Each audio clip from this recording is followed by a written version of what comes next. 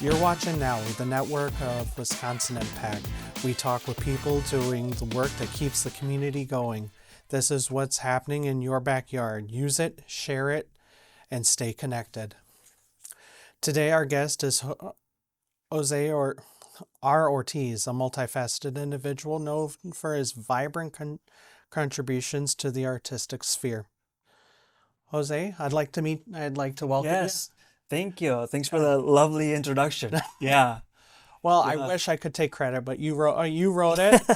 Yeah. I figure if we're going to introduce you, it's going to be in your words and Right. to know what Yeah. you want people to see first. Yeah, so that's what Yeah. the joke. But one of the things that I wanted to tell you is that I'm honored to be like your first guest on this project that you're working on, which is really cool. I know we were talking about off camera a little bit, and I'm just very excited to be here, and it's really cool that you're offering this space where we can open dialogue, and like what I was saying before, it's really important for me to be here and have this chats, so I'm really grateful to be here. That's awesome.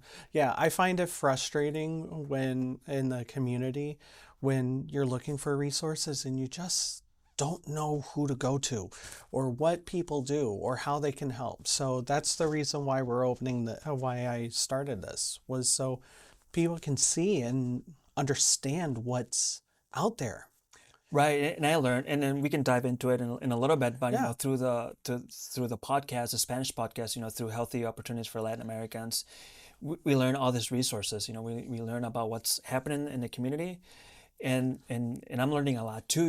That I'm like, oh, I didn't know this exists, or especially now with the immigration topic. There's so much that's going on. So it's almost like a relief for our viewers to have a trusted I guess you could say podcast that they can listen to and get all the resources, get all the information. Exactly. Yeah. Now, what is your podcast called? Because I know it's on there, but I didn't want to butcher the name. Right. So I host a Latino podcast, which is strictly in Spanish. So I learned, like I said before, I learned about all the, the resources, all the information in the community, and I host a weekly podcast that I do, and it's called Las Voces Latinas podcast, which is like the Latin voices. Okay. And I feel like is the voice of our Hispanic community, so that's where the name come from. Wonderful. Now, are you from this area originally, like the central Wisconsin? I'm from I live right now in Wausau, Wisconsin, but I was originally born in Mexico, and then my parents are immigrants. My parents immigrated to Texas. We were there for a couple years, and then we ended up coming to Wisconsin, explore the area, and my parents they found work here, and we liked it. We like how it's very peaceful, and you can go to the cabin and fishing. So we just got enamored with the culture here, and so this is my home. That is wonderful. Yeah. That is awesome. I tell my wife all the time I'm an immigrant too. I'm from New Jersey. So. New Jersey, right? Yeah, we're all immigrants. Yeah. So why don't you tell me about like what drives your creative work? Like what started you? Like what inspires you to do the podcast? And So what inspires me is just like listening to people's stories, listening to I've just heard so many incredible stories, not only immigrant stories, but just people who have like this talent and they have, this creativity, and I always gravitate towards that. And I just try to find ways to showcase that, like I want to showcase, an immigrant story. I want to showcase, this artist or whatever. And I think I just made it my mission to give them a voice and say like, okay, I want to interview you. I want to talk about, your story. I want to about, and it all comes from like, trying to give people like a different perspective, of what it is to be an immigrant. Because I feel that, especially in the media, for the Latino community, we're painted like we're lazy, that we're criminals, and so I just made it my job to change the narrative. And it's like, no, it's not true. We're hard workers. We're entrepreneurs. We're artists. we're podcaster, we're so talented. So I just made it my mission to three-dimensional people instead of like the two-dimensional narrative that we're getting right now. Exactly, and that's why, like I said before, and it's so important for me to start open the dialogue and start this conversations that is not true, because I think even we were talking about like off camera a little bit about it, about how we are presented with this notion of what it is, a Latino like right now, and if that captivates you, I can't remember the word that you say, but if it captures you, it captivates you. That's very dangerous. And we have to really sensationalism. Yeah, so we have to be really careful when that's presented to us, and we have to like step back a little bit. Don't take it as a face value. And I have a big problem with that. And I met people like that who are take things as face value, and I try to take initiative and be like, I'm not here to change your mind. I'm just here to give you a different perspective. That's Exactly. So we were talking about like you're a podcaster, you're a storyteller, you're an artist. What kind of other mediums do you use? Like I saw you're a musician, you do some art, which is hard to see any like photos of your art. I've definitely seen the times where you've played music when you were a little bit younger, but yeah. I just feel that I know when I do the art, a lot of the art is not. I feel like it's special when it's not where we don't showcase it. I feel like because it's important for me to do the art for the love of doing arts. Right? We're so enamored, especially now, we want to overshare. You know what I mean? Overshare what we're doing. So I feel like in order for those pieces to be special, I feel like I needed them to be more reserved, more like the only pieces that, the only people that are able to see the pieces are the pieces who own them. And like we were talking about, like right now I use just different, one of the pieces we were talking about that Batman, that I did a long time ago. And it was just like a side panel. It was like a metal side panel of like a heater, and that's just my canvas, and I just spray paint, and I made a stencil, and it was just a way for me to express myself. But it's also trying to teach people that we have all the tools that you need. Like you don't need to go to school. You don't need to go to Michael's and buy the expensive canvases, right, or buy the $100 paintbrush. Like, no, you have all the tools that you need. So that was one of the things that I was trying to showcase, through those projects. And I think that also goes with the idea of like the storytelling. You don't need to have I want to say compelling story, but you don't have to have like the gut-wrenching, everything needs to be dramatized. Sometimes it's just sitting down with someone and having a conversation can really impact what goes on in the world. One of the things that I like to do is talking to strangers, and I think it's so natural for me because I'm very friendly, and I feel like in our society we should try to do that more. Talk to strangers, and it comes from, to try to understand each other. You know what I mean? And I think we don't do that enough. We just, like, it goes back to, we just take things as face value. And I want to give you a perfect example. Yeah. Since we're talking about like, the art, and one of the things that I was part of, I was a part of building a mural, and for a few months I worked at the free clinic, through my organization, through OLA. I was through OLA. We offer interpreting services to this free clinic in Wassa. It's the Wassa Free Clinic over at the Community Partners Campus.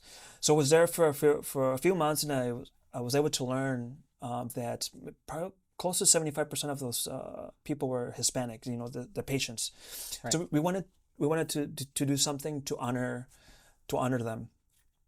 and we just, we painted this beautiful mural. But the challenging thing about the mural was that I was like the conductor. I designed the mural, but the idea, I wanted the community to be part of it. I wanted people to get their hands dirty and paint and be part of it, right? Right. Because I feel like with art, same thing with the stuff that you haven't seen, right? It's because it has some essence, it has something special about it. But one of the things that I learned from that is when we do things that are community oriented, when you um, do things that are engaging like that, you are in an environment where at first they're all strangers. We had community events where, like, oh, come help, we need help painting our mural, because they were laid on canvases, and then we painted it, and then we put it on the actual wall. And so we invited the community. We didn't say like this is just the Latinos. We didn't say like women or men, kids. Everybody was invited to be part of. If whoever wanted to be part of this, mural, it was invited. And what I found out about it is that, these people, they just gather, and at first they were all strangers. And one of the cool things is that when we sat down, working on these projects, it was very inevitable to open conversations and be like, oh, where are you from? Or where did you grow up?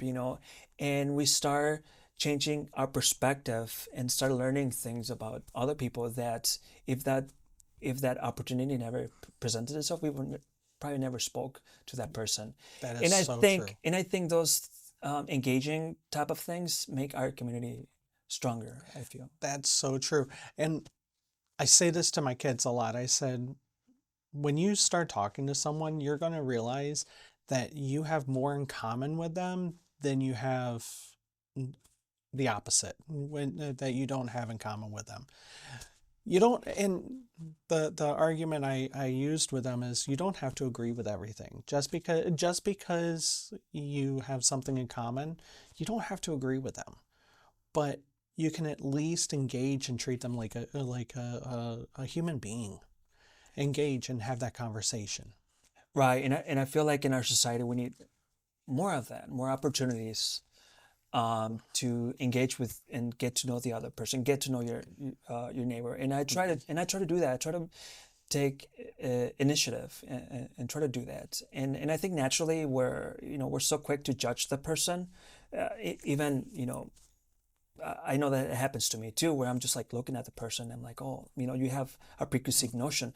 But the moment that you start like speaking to that person, and like you said, then it starts, it's just different perspectives. Like, oh, I always thought, you were this, or I always thought that. And I think, same thing with the Latino community, where we are very passionate. We do things with heart. We are hard workers. And just simply, I try to be one of the voices. I'm not, claiming that I am that I know everything that every Hispanic is going through, but I can just tell you my perspective, you know what I mean, of what it is, and to be Latino, and all the hardships, especially now, in our political climate. Yeah. So tell me about the podcast. Tell me about the podcast and Ola. Was it your creation? Was it your inspiration, or was you kind of took the reins from someone else, or the idea from someone else, or is it yours? All yours.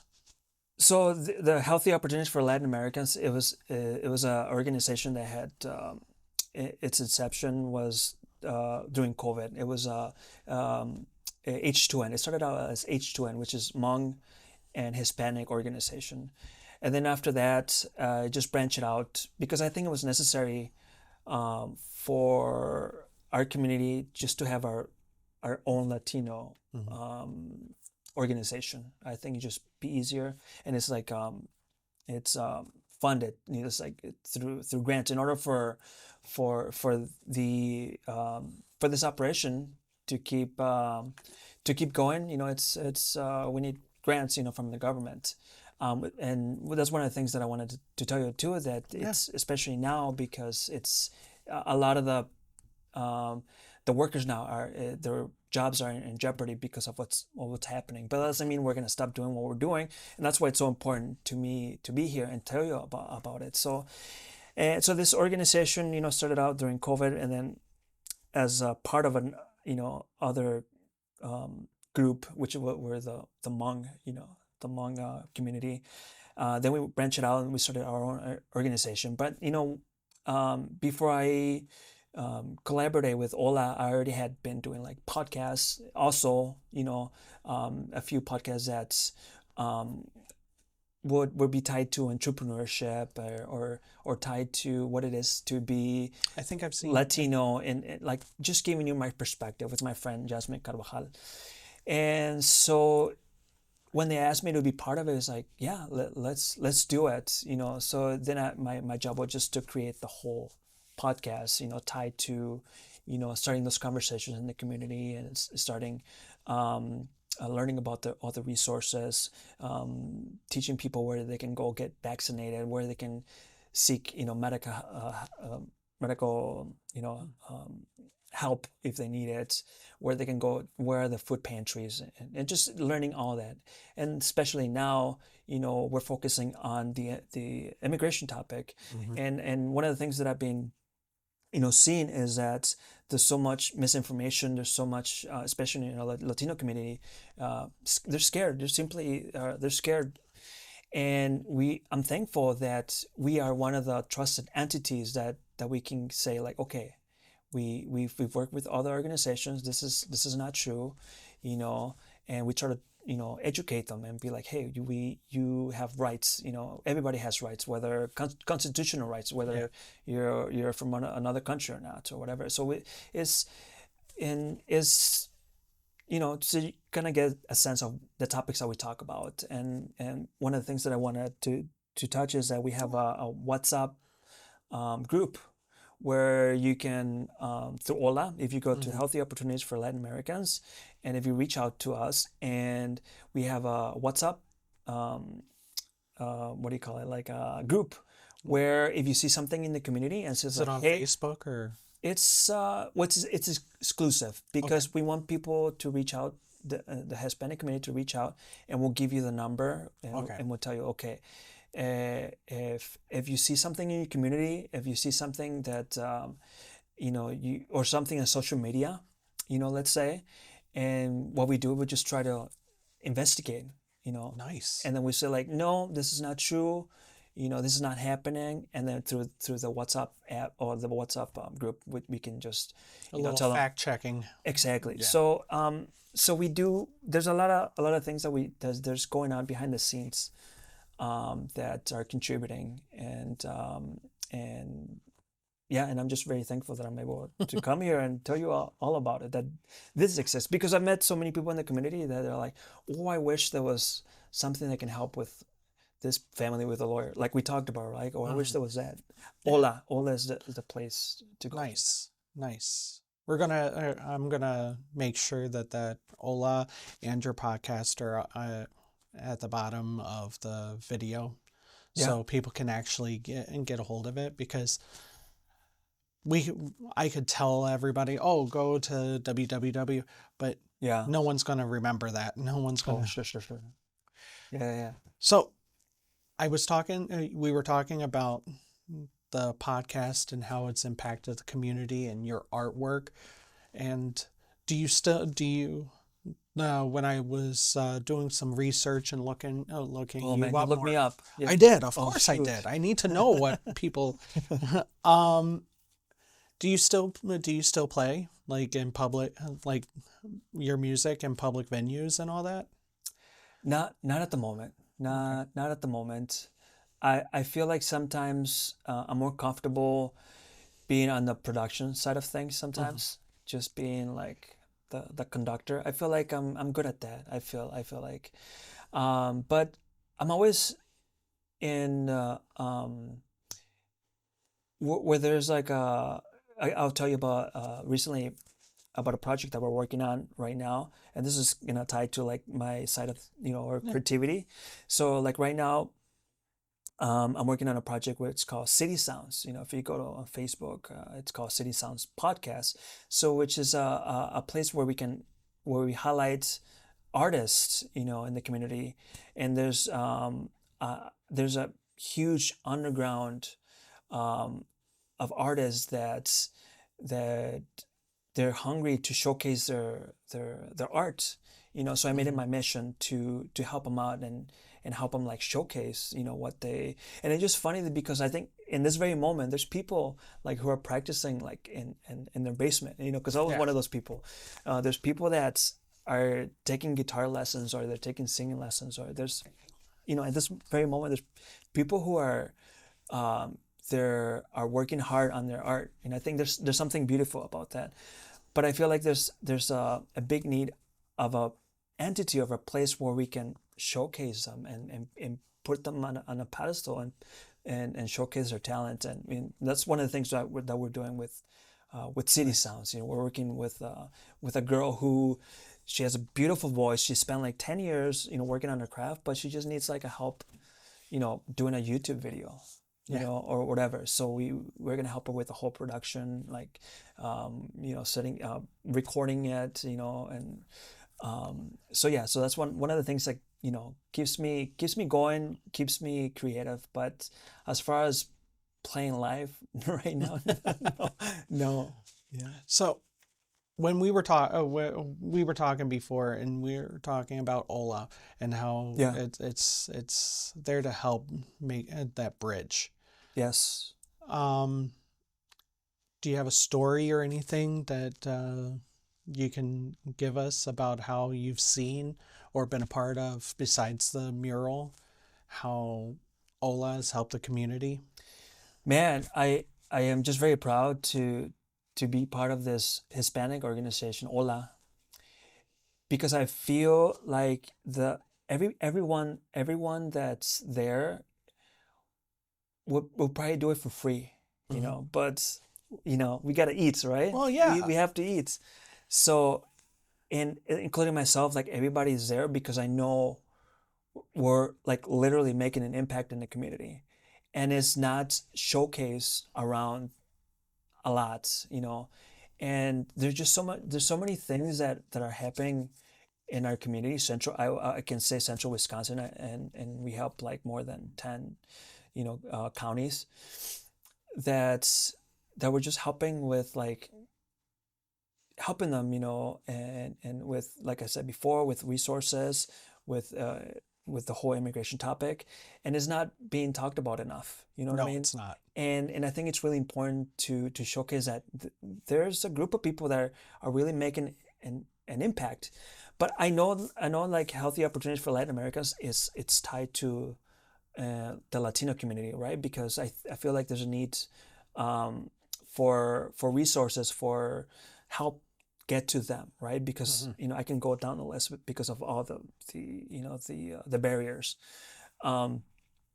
There's just so much like going on that it's important to show it. And I know when we were talking about prior to this interview that this is the work that Healthy Opportunity for Latin Americans does. It doesn't just impact Latin Americans. It impacts our whole community. You know what I mean? So not, if we keep Latin Americans healthy, we keep everybody healthy. You know what I mean? If we, teach or if we educate, our community, our Latin community, about like how the traffic lights work, what the signs mean, and how the medical system works, everything. I think everybody benefits from that. Oh, totally. So it's a longevity of the community, not just one group. But if at my day job, I call it, it's at the hospital, and I use the term, if one of us is drowning, we all drown a little bit. Yeah. We all we all get together, and we all share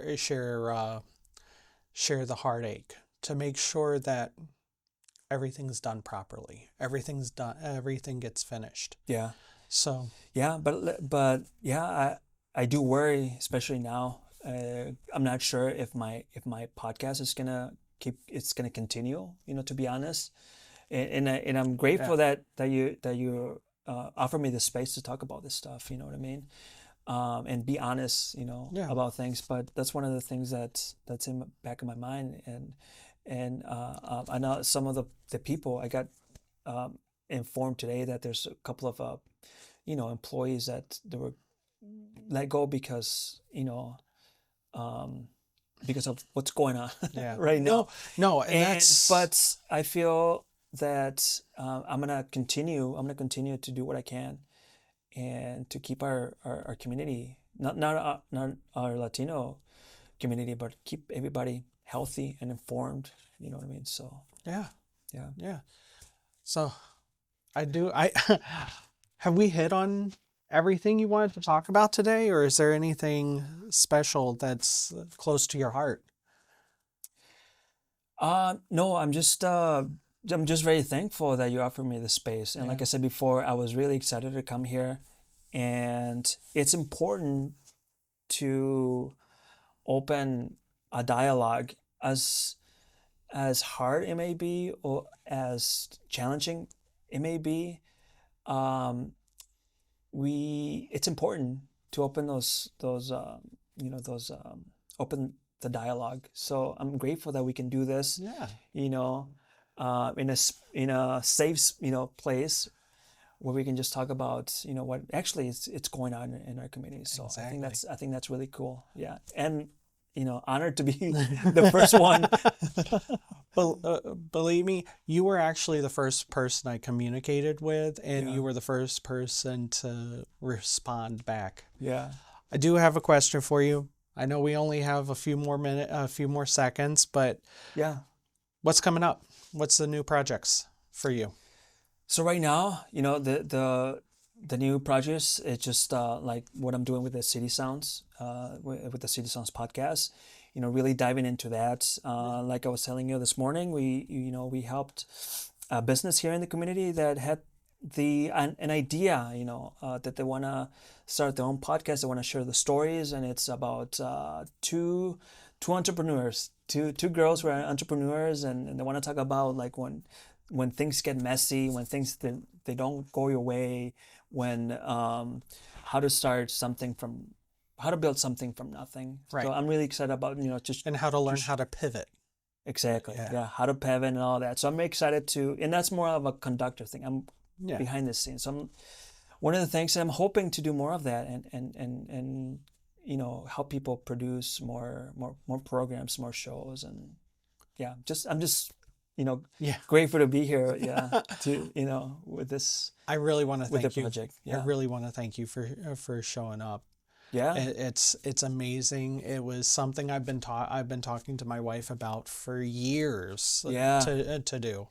I wanted to do it as a podcast, but Yeah. you know, No, this is 'cause- cool. Yeah, I admire your initiative. Yeah, Yeah. we need more people like you. Yeah, oh well, I'm looking forward to seeing more of your more of your podcasts. yeah, for sure. And if you need anything from me, Yeah. I'm here to help. And then so hopefully this will kind of bring a future collaboration. You know Yeah. what I mean?